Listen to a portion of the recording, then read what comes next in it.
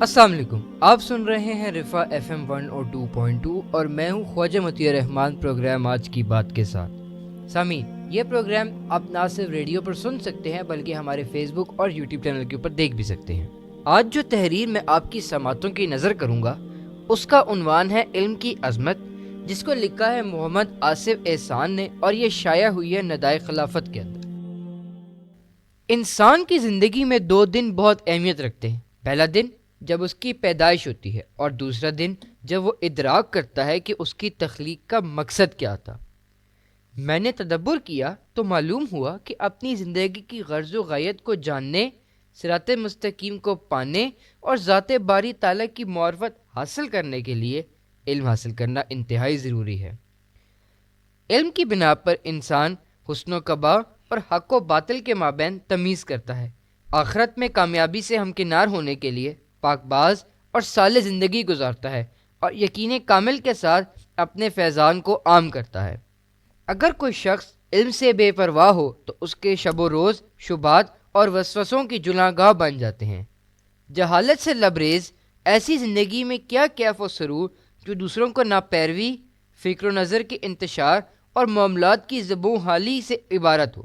علم کی اس فضیلت و منزلت ہی کی وجہ سے قرآن حکیم صراحت کے ساتھ کہتا ہے، اللہ سبحانہ وتعالیٰ تم میں سے اہل ایمان اور اہل علم کے درجات کو بلند کرتے ہیں۔ رسول اللہ صلی اللہ علیہ وسلم نے ارشاد فرمایا کہ صاحب علم کو عبادت کرنے والے پر اس طرح فوقیت حاصل ہے جس طرح میں تمہارے ادنا شخص پر فضیلت رکھتا ہوں۔ عبداللہ بن مبارک رحمہ اللہ سے مروی ہے کہ سلیمان علیہ السلام کو اختیار دیا گیا، علم لیں یا سلطنت۔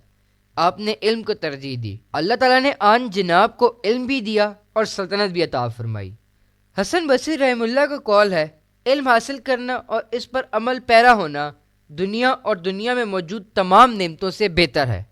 امام شافعی رحمہ اللہ کا مقولہ ہے، علم حاصل کرنا نوافل کی ادائیگی سے افضل ہے۔ رب تعالیٰ نے مجھے اس نقطے کا فہم عطا کیا کہ علم سے عاری شخص ابلیس کے ہٹکندوں کا آسان ہدف ہے۔ جہالت زدہ انسان کو شیطان اکثر اوقات خالق کی عبادت سے روکتا ہے۔ اگر اس میں اطاعت و فرمانبرداری کا جوش و ولولہ زیادہ ہو تو ابلیس اسے بدعت کی طرف مائل کرتا ہے۔ کبھی کبھار اس سے 100 نیکیوں کا شوق دلا کر ایک ایسے گناہ کے ارتکاب پر اکساتا ہے جو اس کے تمام اعمال صالح کو داغدار اور اس کی شخصیت کو بے وقت کر دیتا ہے۔ اور بعض اوقات شیطان انسان کو ایسی نیکی کرنے کی ترغیب دیتا ہے جس کی حالات کے اعتبار سے ضرورت کم اور جزا معمولی ہوتی ہے۔ اس طرح وہ جاہل شخص کو حقیقی کار خیر سے غافل اور اس کے بڑے ثواب سے محروم کر دیتا ہے۔ ایک شخص نے وضو کیا، نماز کی نیت باندھنے کے قریب تھا کہ اس کا وضو ٹوٹ گیا۔ نفس بولا، تم نے نماز کی ادائیگی کے لیے وضو کیا تھا لیکن اللہ نے تمہاری کوشش و عبادت کی قدر نہیں کی اور اس کے حکم سے تمہارا وضو ٹوٹ گیا۔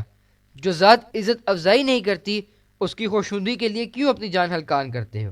وہ شخص نفس سے مخاطب ہوا، تمہاری چال فرسودہ اور دلیل بودی ہے۔ یہ بات ثابت شدہ ہے کہ رب ذوالجلال حکیم ہے اور اس کا کوئی فعل بھی تدبیر و حکمت سے خالی نہیں۔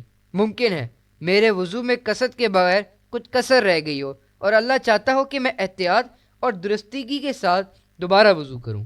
یہ ممکن ہے اللہ کو میرا وضو کرنا اچھا لگتا ہو اور وہ چاہتا ہو کہ مجھے دوسری مرتبہ وضو کرتے ہوئے دیکھے۔ کیا سعادت ہے مخلوق کی کوئی ادا خالق کو بھلی لگے، عابد کی عبادت معبود کو پسند آئے۔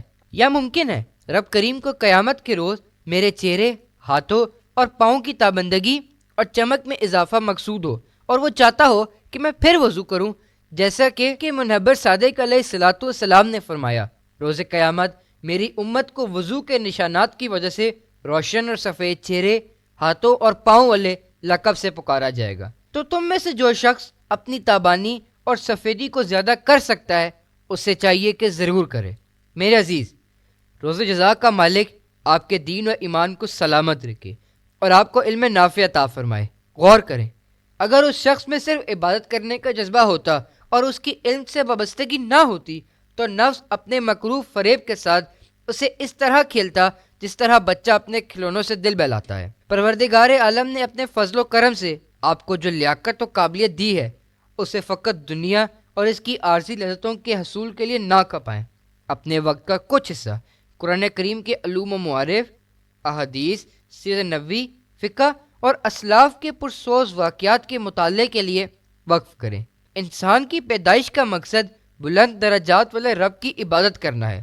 علم ہو تو عبادت میں راحت اور سکون ہے، وگرنہ عبادت ایک بے روح عادت میں بدل جاتی ہے، حق سبحانہ تعالیٰ کی محبت و معرفت سے دور ایک تھکا دینے والی عادت۔ سامعین کرام، علم حاصل کرنا ہر مسلمان مرد عورت پر فرض ہے۔ اللہ تعالیٰ ہم سب کو نفع دینے والا علم سیکھنے کی توفیق عطا فرمائے اور اس علم کو آگے منتقل کرنے کی بھی توفیق عطا فرمائے۔ دعا میں یاد رکھیے گا۔ اسی کے ساتھ ساتھ خواجہ مطیع الرحمان کو پروگرام آج کی بات کے ساتھ اجازت دیجیے۔ سنتے رہیے Rafa FM 102.2، broadcast engineer Wajid Mahmood کے ساتھ۔ اللہ نگہبان۔